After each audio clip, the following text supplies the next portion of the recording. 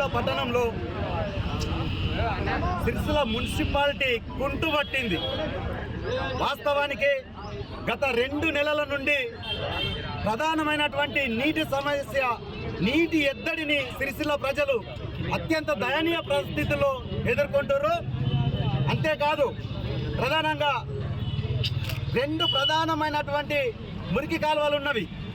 వాటిలో పూడికతీత ఇప్పటి వరకు జరగలేదు. సంవత్సరంలో 2 సార్లు జరగాల్సింది సంవత్సరంలో ఒక్కసారి కూడా జరగలేదు. అంతేకాదు ప్రతి డ్రైనేజ్లో దాంట్లో ఉన్నటువంటి పొడికను తీస్తుర్రు, అక్కడే కుప్పల్లాగా పెడుతుర్రు.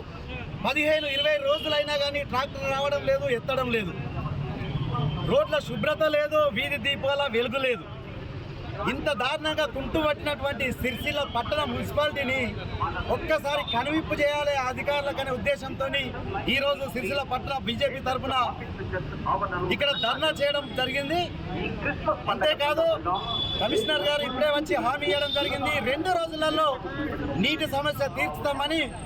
అలాంటి నీటి సమస్య 2 రోజుల్లో తీర్చకపోతే ఇంకా తీవ్ర పరిణామాలు ఉంటాయని హెచ్చరించడం జరిగింది.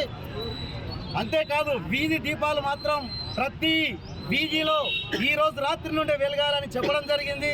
ఈ రోజు నుండే పారిశుద్ధ్య కార్మికులు ప్రతి గల్లీలో ప్రతి వీధిలో ఎక్కడ చూసినా అద్దంలాగా వీధులు ఉండాలని హెచ్చరించడం జరిగింది.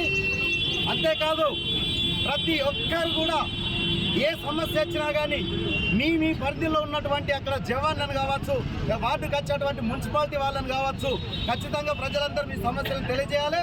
వారు తెలియజేసినాక తీర్చలేని స్థితిలో మా భారతీయ జనతా పార్టీ వాళ్ళం మీకు అండగా ఉంటాం.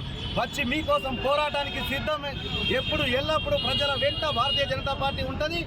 అంతేకాదు ప్రతిరోజు ఇప్పటికీ ఇంటింటికి ఒక 10 సార్లు ట్యాక్స్ వసూలుకు తిరిగినటువంటి ఈ అధికారులు ప్రజల సమస్యలు మాత్రం పట్టించుకునే పాపాన లేడు.